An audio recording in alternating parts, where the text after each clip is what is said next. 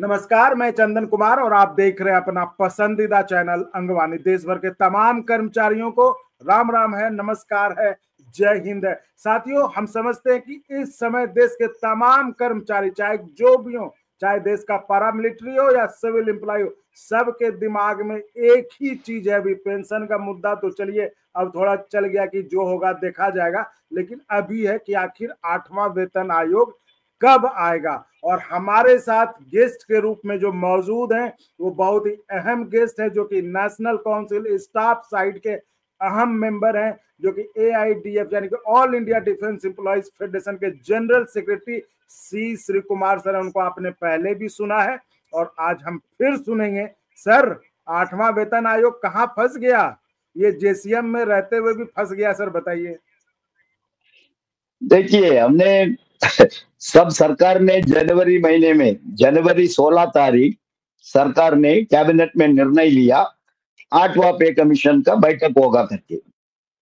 उसी समय हम लोग ने बोला ठीक है, ये हम लोग का भी डिमांड है, 8वां पे कमीशन होना चाहिए, कारण 10 साल में एक दफा केंद्र सरकार कर्मचारी का तनख्वाह और पेंशनर का पेंशन, ये दोनों रिवाइज होना चाहिए, ये तो है। लेकिन सरकार का उद्देश्य सरकार कर्मचारी का ऊपर प्यार रखे ये अनाउंस नहीं किया। उनको दिल्ली का असेंबली चुनाव है, दिल्ली असेंबली चुनाव में उनको उधर का पावर कैप्चर करना है ना। आम आदमी पार्टी को आउट करके उनको पावर कैप्चर करना है। ठीक है, कोई भी पॉलिटिकल पार्टी का वो तो रहेगा, लेकिन उनका कैलकुलेशन है, आपको मालूम है दिल्ली में, दिल्ली तो हमारा कैपिटल है, दिल्ली में कम से कम 40 से 50% वोटर वो तो केंद्र सरकार कर्मचारी है। आर्मी, नेवी, एयरफोर्स में कितना लोग काम कर रहा है, उनका भी मेजॉरिटी लोग दिल्ली में ही है, उनका कंसंट्रेशन। और हमारा कितना भी पैरामिलिट्री फोर्सेस है, CRPF, CISF, ITBP, border security force, उनका भी सब है उधर दिल्ली में, तो उनका एक मेजर संख्या है। और दिल्ली स्टेट गवर्नमेंट का कर्मचारी है, उनको भी 8वां पे कमीशन का अनुसार ही पे स्केल वगैरह परिवर्तन होता है। बिल्कुल। पर पेंशनर्स बहुत रिटायर्ड लोग दिल्ली में सेटल्ड है, नहीं तो दिल्ली का आउटर में सेटल्ड है, तो उनका तो वोट है सरकार के लिए बहुत महत्वपूर्ण है। इसलिए सरकार ने उनको अट्रैक्ट करने के लिए उन्होंने अनाउंस किया 8वां पे कमीशन का बैठक होगा।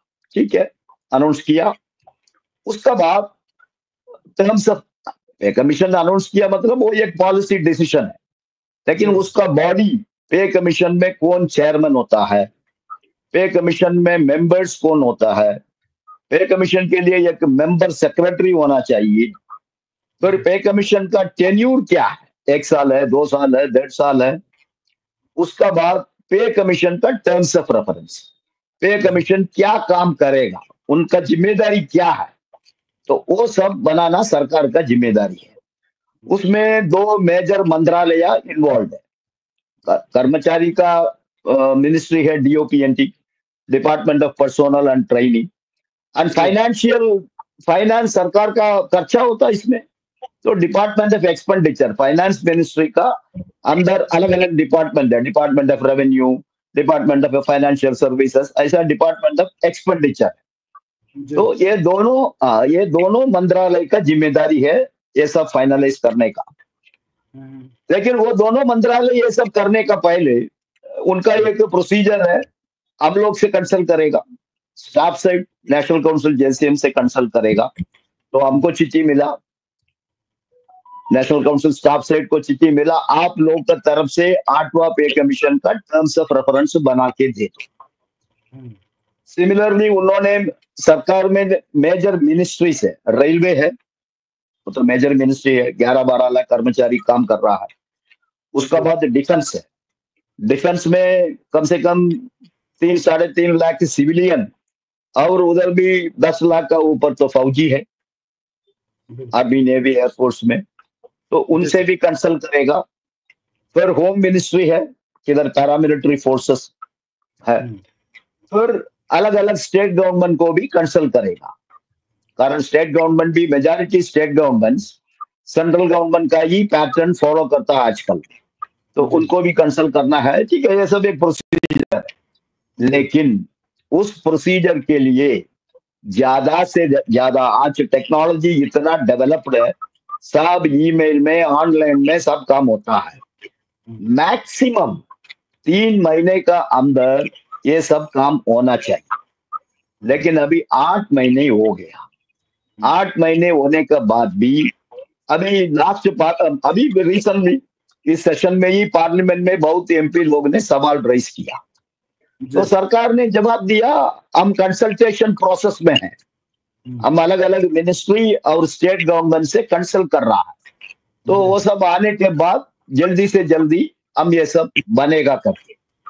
अभी इसके बारे में ज्यादा जानकारी सेक्रेटरी स्टाफ सेट के पास रहेगा, मिश्रा जी के पास, लेकिन हमारा पास तो कितना इंफॉर्मेशन है हमारा अलग अलग सोर्सेस का थ्रू। अभी ये फाइल डिपार्टमेंट ऑफ एक्सपेंडिचर में है, तो डिपार्टमेंट ऑफ एक्सपेंडिचर को उसको बना के पर प्रधानमंत्री का अप्रूवल के लिए भेजना पड़ेगा, कारण कैबिनेट का निर्णय तो है ऑलरेडी। तो अल्टीमेटली फाइनेंस मिनिस्टर और प्रधानमंत्री का जिम्मेदारी है, कारण अल्टीमेटली तो चेयरमैन को प्रधानमंत्री ही नॉमिनेट करेगा ना, कोई रिटायर्ड सुप्रीम कोर्ट जज उनका नॉमिनेट करना है। तो ये सब इतना 8 महीने तक इसको खींचने का कोई जरूरत नहीं है। अल्टीमेटली सरकार को ये काम करना ही पड़ेगा। आपने अनाउंस कर दिया, एस्टैब्लिश हो गया सिस्टम, 10 साल में एक दफा सरकार कर्मचारी का तनख्वाह और पेंशन में परिवर्तन करेगा, और इसको खींचने का क्या जरूरत है, इसको करना है, देखेंगे अभी।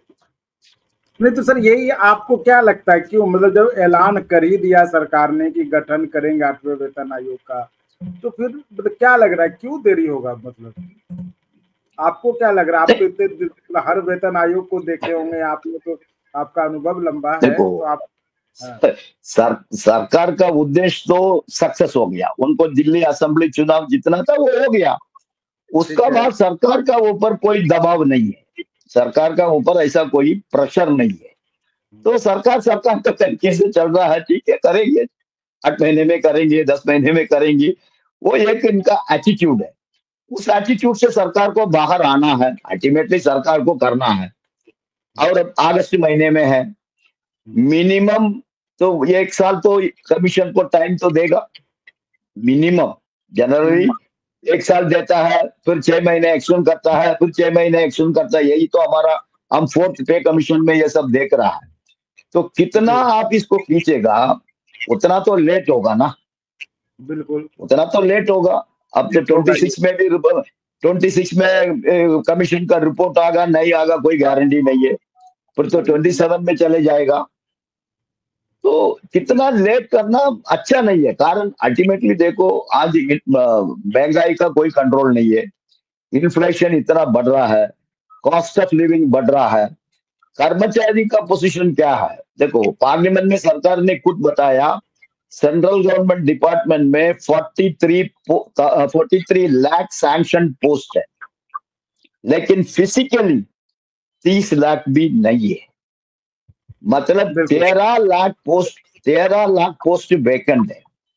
हम सेंट्रल गवर्नमेंट का सभी डिपार्टमेंट्स में हम जाता है, उधर का स्टाफ का कंप्लेंट क्या है, हम आके उनको पूछता बाबा हमारा ये काम क्यों नहीं हो रहा, हम महीने में कितना दफा पूना से चेन्नई से आपके पास आएंगे, वो क्या जवाब देता, सर हम क्या करेगा, इस सेक्शन में पहले 15 स्टाफ था, अभी हम 4 ही लोग हैं, तो वो 15 स्टाफ कितना काम किया, वो 4 स्टाफ का ऊपर है, नया नया काम आ रहा है, उसके लिए कोई नया सेक्शन नहीं है, एक्सिस्टिंग सेक्शन में एक्सिस्टिंग स्टाफ का ऊपर ही वो काम डालता है, तो ये सब वर्कर भी एम्प्लॉइज भी फ्रस्ट्रेशन में है, एक कर्मचारी 2 कर्मचारी का काम करना पड़ेगा आजकल। सरकार को इस डर नहीं सकता सर कि कर्मचारी है, अब जैसे चलिए दिल्ली में फायदा ले लिया, बिहार चुनाव कह रहे थे कि बिहार चुनाव आने वाला तब गठन कर देंगे, तो बिहार के कर्मचारी भी तो ये सोचेंगे ना कि भाई अब आप अभी गठन कर रहे हैं तो फिर लेट होगा,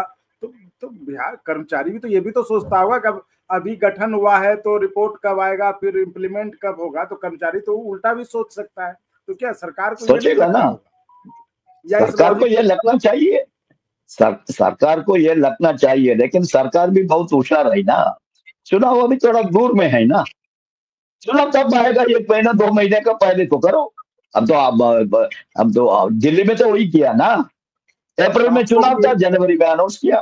तो आपको तो भी यही लग रहा अल्टीमेटली है सरकार को, हम्म, नहीं अल्टीमेटली देखो सरकार को ये करना ही है, सरकार के पास कोई रास्ता नहीं है, वो कुछ खींच सकता है, लेकिन ऑलरेडी ज्यादा हो गया, 8 महीना बहुत ज्यादा है। आज जी प्रधानमंत्री क्या बोलता है, मोर गवर्नेंस लेस गवर्नमेंट बोलता है।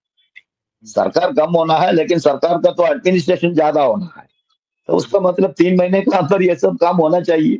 अब 8 महीने तक क्यों खींच रहा है, ये तो गलत है। जेसीएम भी तो शांत है। नहीं, जेसीएम की तरफ से सेक्रेटरी स्टाफ सेट ने अभी तक 2-3 चिट्ठी उनको लिखा है। सेक्रेटरी स्टाफ सेट की तरफ से 2-3 चिट्ठी ऑलरेडी गया, आप लोग इसको क्यों डिले कर रहा करके, तो उनका काम वो कर रहा है। तो आप लोग क्या करेंगे, कैसे क्या होगा फिर आखिर?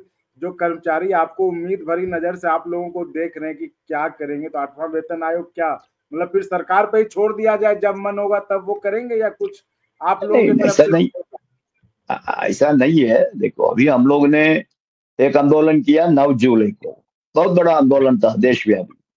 जी नेशनल अभी स्ट्राइक था जी। अब नेशनल स्ट्राइक था, उसमें हम लोग भी शामिल था ना, हम लोग भी शामिल जी था। लेकिन अभी हम लोग देखेंगे, अभी सरकार और खींचेगा तो फेडरेशन हमारा तो डेमोक्रेटिक ऑर्गेनाइजेशन है, हमारा नेशनल एग्जीक्यूटिव है, हम लोग बैठ के चर्चा करेंगे, डिस्कस करेंगे, इसमें क्या करके कोई आंदोलन प्रोग्राम करना है तो करेंगे। जी सर, तो जैसा कि आपके बात से पर लगा कि हाँ अब जो है आपके लिए भी थोड़ा सा धैर्य जो है टूटता जा रहा है, इंतजार करते करते 8वें वेतन आयोग का। तो देखते हैं अब सरकार कब करती है। तो खैर ये थी हमारी खास बातचीत 8वें वेतन आयोग पर सी श्री कुमार सर से। तो मैं उम्मीद है कि आपको ये बातचीत पसंद आएगी, तो आप इसी तरह चैनल को लाइक शेयर सब्सक्राइब करते रहे। बहुत बहुत धन्यवाद, बहुत बहुत धन्यवाद सर। धन्यवाद धन्यवाद। और अगर आपको अच्छा लगा तो एक बार और आपको मैं कहना चाहूँगा कि आप इसको प्लीज सब्सक्राइब और शेयर करते रहें, ताकि हमारा भी मनोबल और सपोर्ट बना रहे।